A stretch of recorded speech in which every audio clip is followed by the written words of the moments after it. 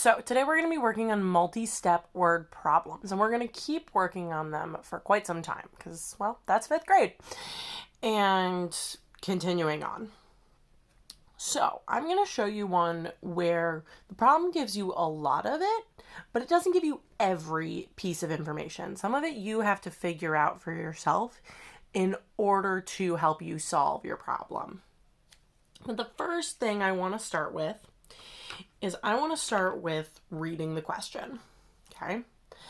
It takes Juan exactly 35 minutes by car to get to his grandmother's. The nearest parking area is a 4-minute walk from her apartment. 1 week, he realized that he spent 5 hours and 12 minutes traveling to her apartment and then back home. How many round trips did he make to visit his grandmother? Great. I'm going to read this through again as I pick it apart, but I just wanted to read it through first to get an idea. And let's talk about some noticings that we had with that. So turn and tell a partner 2 things that you noticed about this problem. Okay, so now that you've gone through and told your partner, I'm going to go through, I'm going to do the first step of solving a multi-step word problem. What am I trying to find out? It's the biggest thing. If I'm trying to find out something totally different than what the question's asking, won't work. So, what am I trying to find out? How many round trips did he make to visit his grandmother? The important thing is round trips. So I'm trying to find total round trips. Okay. That's what my answer should be. So I'll leave that there for now. Now I'm going to go through, and in blue, I'm going to highlight what do I already know from the problem. Because the problem gives us quite a bit. It takes Juan exactly 35 minutes by car to get to his grandmother's. The nearest parking area is a 4-minute walk from her apartment. So I already know that just one way is 35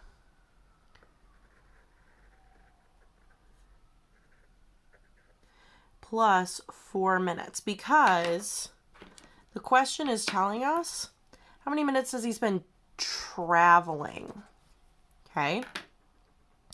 So I know just one way, but it also asks for round trip. And I know that round trip means going from Juan's house to Grandma's house. You can do a little house. And then back. Okay. So I know going from Juan's house to Grandma's house is 35 minutes plus 4 minutes. And then going back is 35 plus 4. Great. 1 week he spent, so I'm going to keep it organized. 1 week he spent a total of 5 hours and 12 minutes traveling to her apartment and then back home. So, travel time total. So all trips is 5 hours and 12 minutes. Okay. Now, I need to do 2 more things, because can you imagine trying to go through and solve all of this in one equation? No, let's make it simpler, because what do I need to find out to help me solve? Well, I need to find one trip.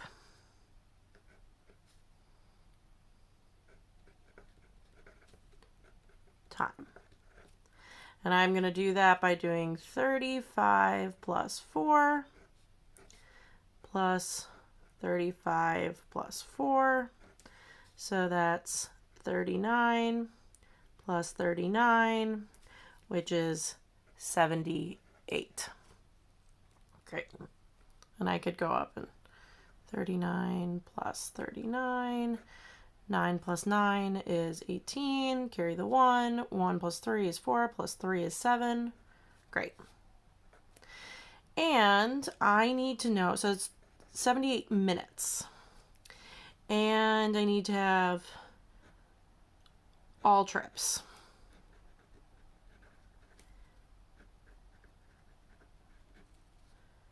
Travel time. Okay. Now, I have 5 hours and 12 minutes, but remember, when we are solving something, our units have to match, okay? When we are solving something, our units have to match. So, 5 hours and 12 minutes, I'm going to take that and make it into minutes. So, 5 times 60, because 1 hour equals 60 minutes. That's 300 plus 12. So 312. Oh, and I'll write minutes. So, great. So my 2 pieces of information. We know that's everything we have. So, which operation should I use? Okay, so we can either use addition, subtraction, division, or multiplication. Now, I'm not looking for the total time, so I know that it's not going to be addition. I'm not looking for the difference between the times because they're all the same. Now, I have all the times are the same, and I'm my total. So in my total, I have one part or group, which is 78, and I am missing the second part. Okay, so I know multiplication is part times part equals whole. Sorry, that's really small. But there's a chart on the wall, so you guys can use that to help you. So, process of elimination, it's got to be division. So division is whole divided by part equals part. Great. So my whole, so all I have to do is 113 divided by 78 equals question mark. So I need to write my equation. Last but not least, I need to go through and solve. So, eventually this will become much more obvious and you'll be able to go, oh, I know what that is.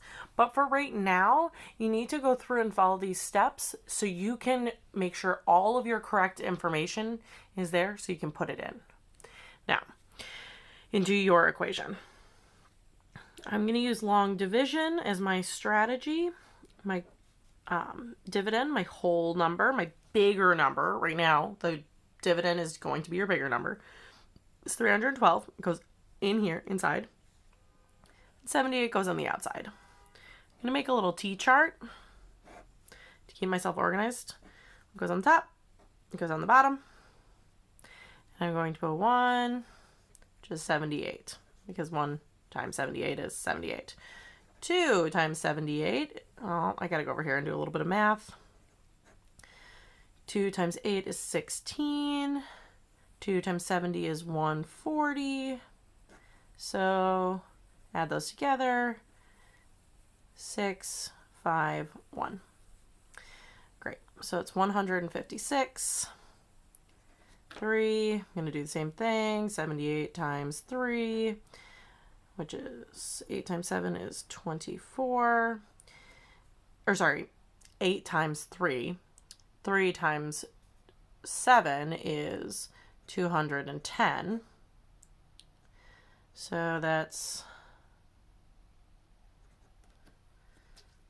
234. Fill that in. 4 is going to be 78 times 4, which is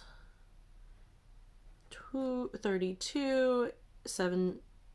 4 times 70 is 280. Add those together. 2 plus 0 is 2. 3 plus 8 is 11. Carry the 1. 312. So on top is my 4. And then 78 times 4 is 302. 312.